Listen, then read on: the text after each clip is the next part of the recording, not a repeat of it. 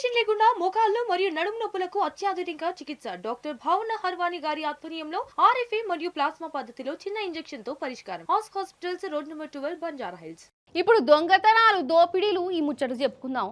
అసలు రాను రాను దొంగలు ఏమన్నా తెలివి మీరిపోతురా? వాళ్ళ ప్లానింగు, వాళ్ళ పద్ధతి, వాళ్ళ విజను, వాళ్ళకున్న ధైర్యం చూస్తేనైతే పారేచాన అనిపిస్తున్నది. అసంటి ధైర్యం గల దేడి దిమాగ్ దొంగలు ఏం చేసిరో చూడురిగా.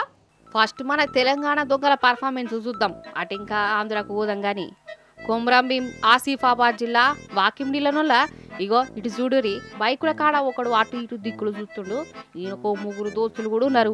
వీళ్ళని చూసిరా ముగ్గురికి ముగ్గురు మూతులకు తువ్వాలు కట్టుకున్నారు. ఎండపోకడు కావచ్చు అనుకున్నారు. అక్కడోళ్ళు కూడా గట్లని అనుకున్నారు. కానీ కాదు, అగో కాడు ఇద్దరు ఆటోగాలు ఇటోగాలు పోయిరు కదా. వీడు మాత్రం ఈయన్నే ఉన్నాడు. బండ్లు పార్కింగ్ చేయించేటోళ్ళ లేక అంతనే ఒకడు వచ్చిండు. బ్యాంకుల నుంచి వస్తున్నాడు ఆ పైసలు ఇడిపించుకొని.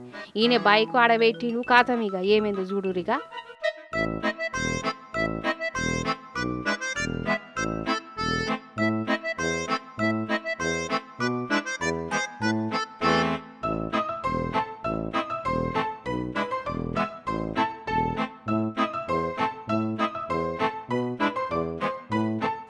బిడ్డ చూసినావా కండ్ల ముందే ఎట్లా ఎత్తుకపోతురా పాపం. కానీ వీళ్ళ ఉపాయం చూడురల్లా. వీడు దొంగతనం చేసేదాకా కడమ ఇద్దరు అటు ఇటు తిరుగుతూనే ఉన్నారు. పైసలు చేతుల పడంగానే ఖాతం పరార్. పాపం దొంగతనం అయిపోయినాక జరసేపాటికి బండి ఆయన వచ్చిండు. పైసలు పోయినాయి అని సమజ్ అయిపోయింది. పాపం గిట్టనే బీరిపై చూస్తుండు. కష్టపడి కమాయించిన సొమ్ము గిట్ల దొంగల పాలైపోయా.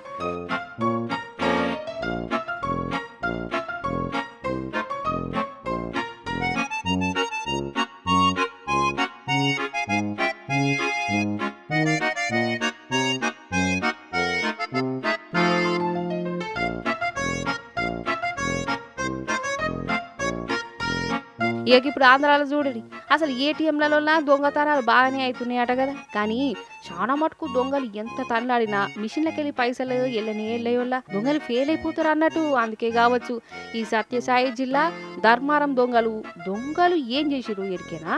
అగో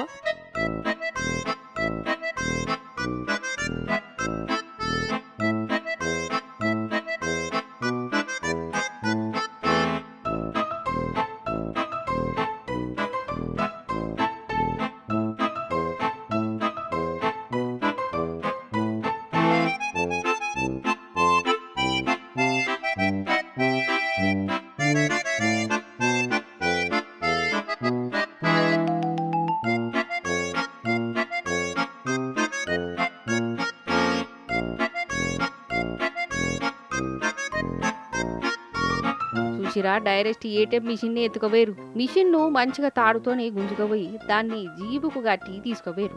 ఇక అటెంకా పురుసత్తుగా కూర్చొని ఆ మిషన్ నిప్పి పైసలు తీసుకోబోతారై ఉండాలే. చూసినవా ఎట్లా మోపారు దొంగలు.